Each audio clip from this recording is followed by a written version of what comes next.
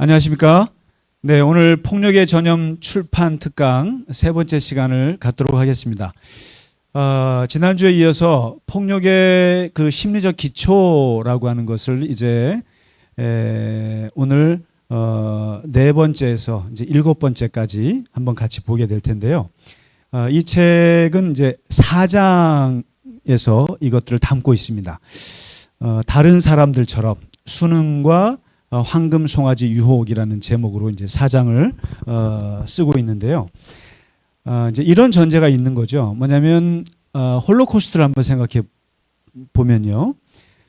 그 유대인들을 그렇게 죽였던 사람이 히틀러 한 사람이냐? 그렇지 않다는 거예요. 히틀러를 히틀러 되게 한 사람들은 누구냐? 그 당시에 독일 국민들이라는 거죠. 독일 국민들의 도대체 그 사람들은 일종의 그 사람들이 침묵하지 않았다면 히틀러가 그런 나치가 그런 잔악한 해를 할 수 있었을까? 그런 면에서 독일 국민들은 그러면 폭력을 저지르지 않았느냐? 저질렀다고 보는 거예요. 바로 그 사람들이 갖고 있는 문제점은 뭐냐?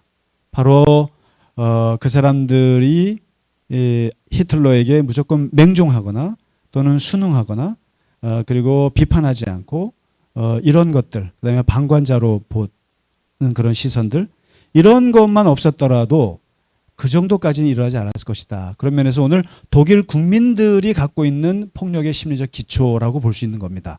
그런 면에서 이제 우리 대다수의 많은 사람들도 여기에 참여할 수 있는 것이다라는 것인데, 그 네 번째, 오늘 네 번째 말하는 것이 바로 맹종입니다. 권위 맹종. 그러니까 여기에 이제 복종이라고 하는 것이 나오는데, 복종은 그냥 규율에 따라서 맹목적으로 이것을 명령에 따르는 게 복종이죠. 그 다음에 순응이라고 하는 것은 뭐냐면은 주변 사람들과 같은 방식으로 나는 살아갈래 라고 하는 것이 이게 이제 순응이거든요. 그래서 이 복종과 순응은 좋은 면도 있고 나쁜 면이 있는데, 좋은 면은 이런 거예요.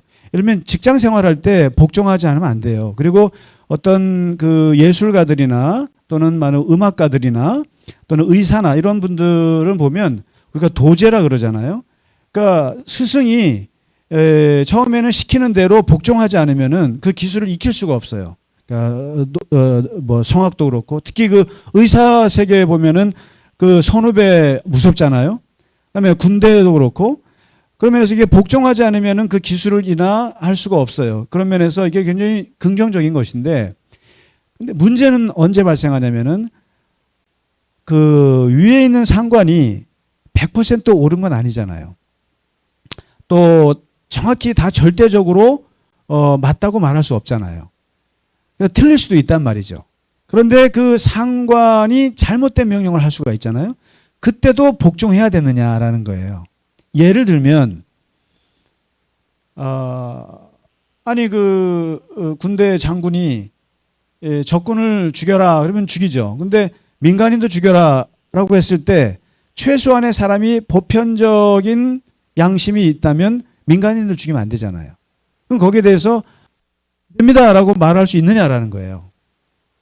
말하기 어렵죠. 그런데 여기서 말할 수 있어야 되는데, 그 다음에 대표적으로 이런 얘기를 해요. 조종사들 세계에서 그 부기장이 기장의 명령을 따르지만 않았더라도, 복종하지만 않았더라도 항공기 사고의 40%를 막을 수가 있었대요. 그러니까 기장이 신이 아니잖아요. 틀릴 수도 있잖아요. 그러면 틀릴 수도 있다고 생각하고 부기장이 문제되기도 하고 아니오라고 말할 수도 있어야 되는데, 기장의 말이니까, 상관의 말이니까, 윗사람의 말이니까 무조건 맹목적으로 하다가 40%의 그런 그 항공기 사고가 더 발생했다라는 거예요. 바로 이러한 맹목성과 이런 순응이 가장 잘 나타난 게 이게 관료주의라는 거죠. 공무원 사회. 그러니까 공무원 사회는 지시와 절차를 따르지 않으면 안 되잖아요. 그것 따르지 않으면은 처벌을 받거나 여러 가지 제재를 받게 되지 않습니까? 근데 바로 이 뷰로크라시, 이 관료주의, 윗사람이 시키는 대로 절대 어떠한 것도 문제 제기할 수 없는 그런 문화 시스템, 그 행정 시스템이 이 홀로코스트에서 정말 기가 막히게 작동했다는 거예요. 그래서 홀로코스트에 보면은 거기 서기는 수감자의 이름을 목록에 기록하는 일만 해요. 철도 직원은 희생자들을 강제 수용소로 수송하는 일만 해요.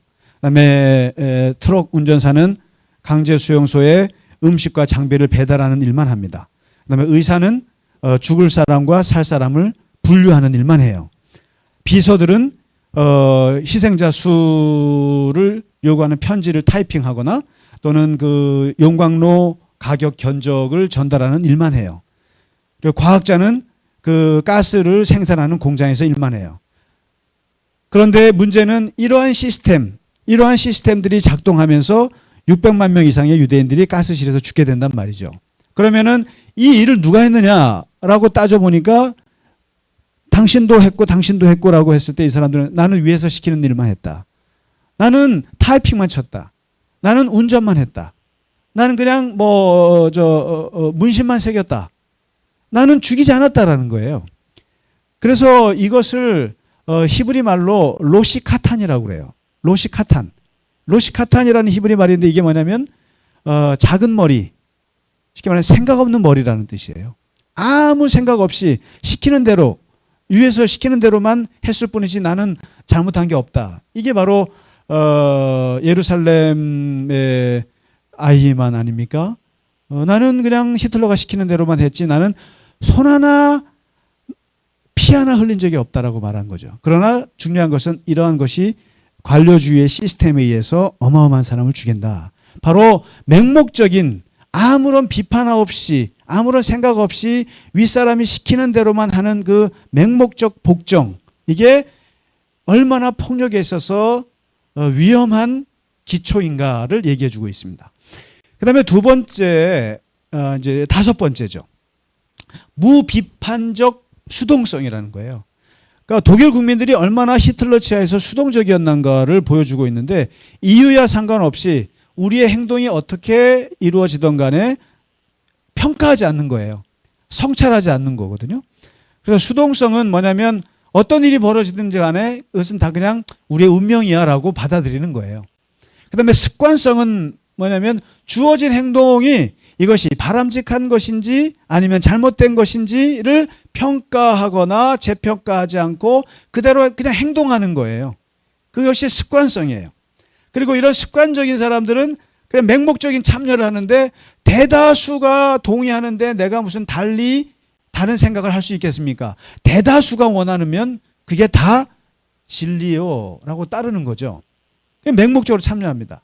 그래서 그 솔로몬 애쉬라고 하는 사회심리학자가 이 대다수의 의견들에 따르는 심리를 실험을 하는데 네 사람을 실험을 했어요. 세 사람에게 짜요.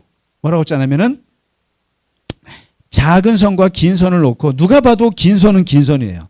작은 선은 작은 선인데 짧은 선을 보고 길다고 얘기하라. 이렇게 짜요. 그래서 네 사람이 하는데 세 사람이 다 짧은 거 보고 길다고 다 지나갑니다. 그러니까 네 번째 사람한테는 얘기 안 해줬어요. 이 사람한테 얘기하니까 1번 사람도 짧은 걸 길다 그러고 두 번째 사람도 그러고 세 번째 사람도 그러니까 자기도 짧은 걸 보고 길다고 말하는 거예요.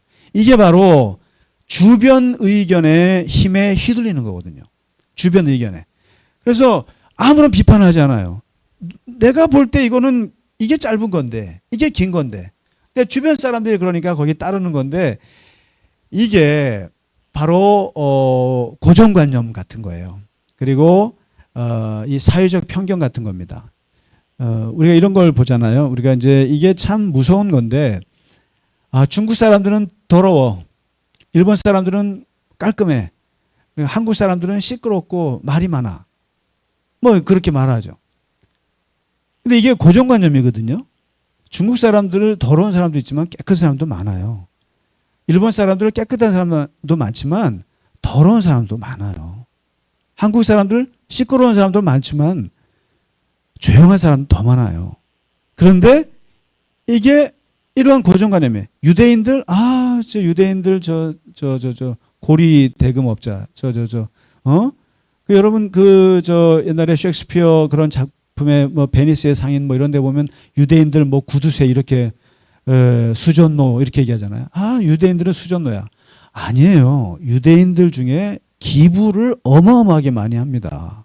이게 다 편견이거든요. 대다수의 고정관념들인데 여기에 그냥 같이 따라가는 거예요. 여러분 한번 우리 속담 같은 걸 보셔도 옛날에 보면은 속담들 보면 틀린 거 되게 많아요. 그래서 제가 한번 이 속담을 한번 좀 그게 고정관념이거든요. 어떤 거는 진리도 있지만 예를 들면 이런 거 있잖아요. 암탉이 울면 집안이 망한다고. 어떻게 암탉이 울면 집안이 망합니까? 그게 다 고정관념이잖아요. 이러한 그것들의 주변에서 쉽게 말하는 말들을 비판하지 않고 수동적으로 받아들이는 것이 이것이 폭력이 될 수 있다는 거예요. 그러니까 다른 사람들에게 그런 그 폭력이 저지러지는 것에 대해서 비판하지 않는 거예요. 아무 생각 없는 거예요. 남들이 다 하니까. 여러분 사실은 이제 바로 20세기에 50건 이상의 제노사이드가 발생했잖아요. 여기에 바로 이런 게 있는 거예요. 비판하지 않는 거예요. 히틀러가 문제가 있다. 마오쩌둥이 문제가 있다. 국민들이 그렇게 보지는 않는 거예요. 그러니까 비판하지 않는 거예요. 여기서 빛나는 사람 있죠. 본 해퍼 같은 사람. 신학자죠. 저 미친놈이다. 저 사람 끌어내려야 된다. 그래서 암살단에 가담했다가 체포돼서 형장의 이슬로 사라지지 않습니까? 이런 사람들이 독일 국민들이 없었던 거예요. 이게 폭력을 낳게 할 수 있다는 거죠. 그 다음에 이제 여섯 번째는 이런 그 맹목적인 복종과 동시에 비판하지 않는 그 수동적인 자세, 악에 대해서 수동적인 자세와 함께 방관자적인 시선이 있다는 거예요. 이게 뭐냐면 방관자 아시잖아요. 제3자의 입장에서 서려고 하는 거예요. 근데 이 방관자를 가장 잘 정확하게 본 사람이 누구냐면은 그 프랑스의 미셸 푸코라고 하는 사회학자예요. 철학자이기도 하죠. 이거 뭐냐면 시선의 폭력이라고 얘기했어요. 이 방관자들이 얼마나 무서운 자리냐면은 방관자가 엄청나게 권력의 자리라는 거예요. 왜냐면 나는 볼 수 있어요. 그런데 저 사람은 나를 볼 수 없는 자리. 이게 권력의 자리라는 거예요. 근데 반면에 모든 사람들이 다 나를 쳐다볼 수 있어요. 근데 나는 누가 나를 쳐다보는지 볼 수가 없어요. 이게 폭력을 당할 수 있는 가장 위험한 자리예요. 이게요. 세상의 모든 권력자, 가장 강력한 권력자들은 사람들 앞에 나타나지 않아요. 숨어서 지구가 돌아가는 걸 다 봐요. 그러면서 뒤에서 다 조정을 해요. 그래서 이것을 뭐라면 장막 뒤에 가려져 있는 권력자라고 해요. 바로 이 방관자가 그런 자예요. 나는 다 봐요. 아우슈비츠에서 죽어나서 다 봐요. 그리고 세상에서 불의하게 이루어지는 걸 다 봐요. 그런데 아무 말을 안 해요. 아무 말 안 하고 그냥 보기만 해요. 가정에서도 보면 엄마가 동생을 막 때리는데 심하게 학대하는데 아이들은 가만히 있어요. 보기만 해요. 아빠가 엄마를 때리고 또 엄마가 아빠를 학대하는 것 아이들이 무서워서 가만히 봐요. 모른 척해요. 나는 못 봤다고 눈을 가려요. 이게 방관자거든요. 대표적으로 1964년도에 뉴욕 아파트에서 일어난 일이 그 키티 제노비스 살인 사건, 유명한 사건인데요. 이게 바로 방관자가 얼마나 무서운 폭력자인지를 보여주는 상징적인 사건이 벌어졌습니다.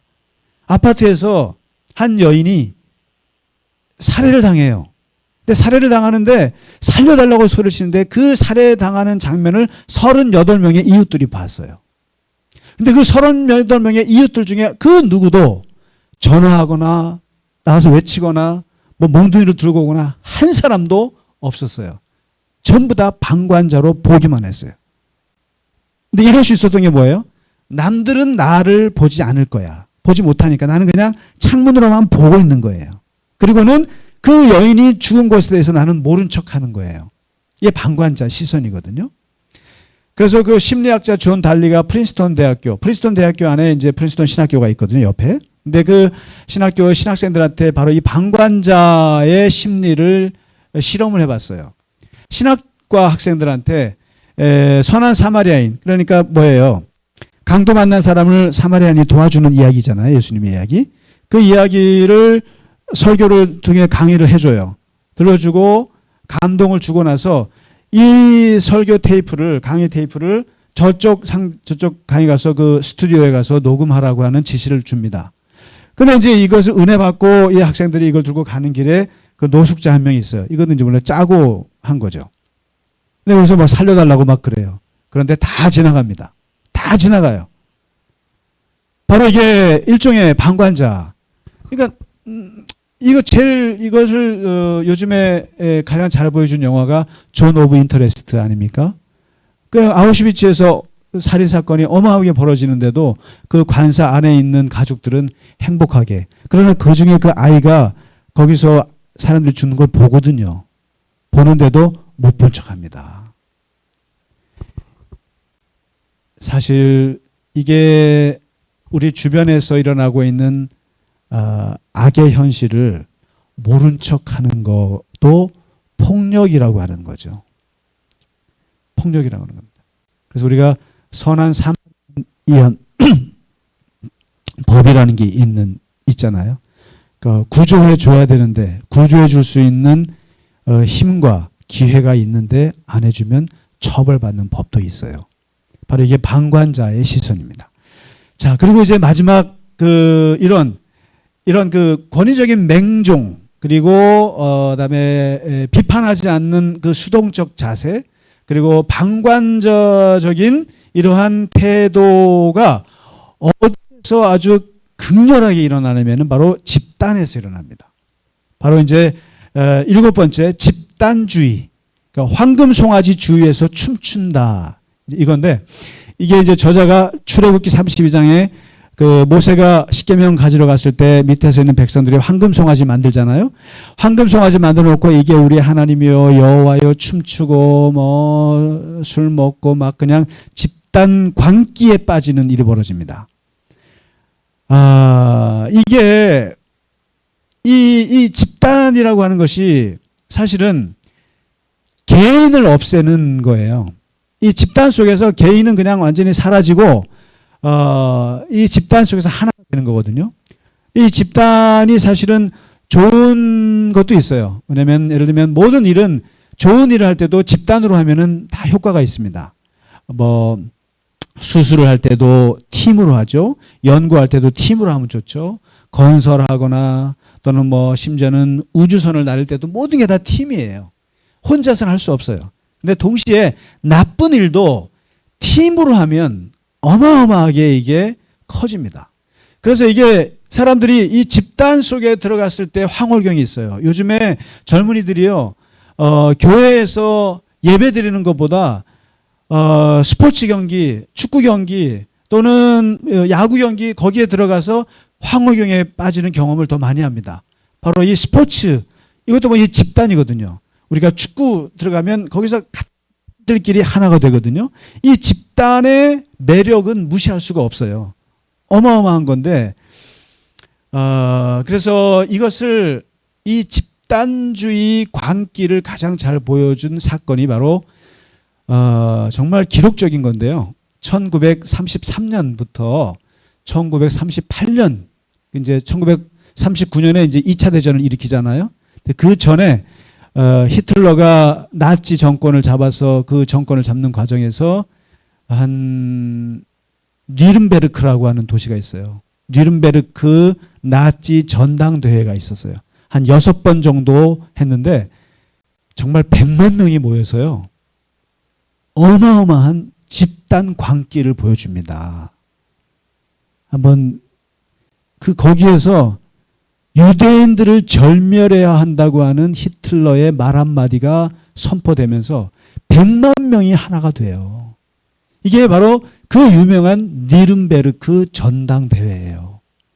이 집단 속에서 개인은 사라지고 양심은 사라지고 여기에서 유대인들을 죽여야 한다고 하는 100만 명이 하나가 돼서 결국에는 그 홀로코스트가 발생한 거거든요. 그래서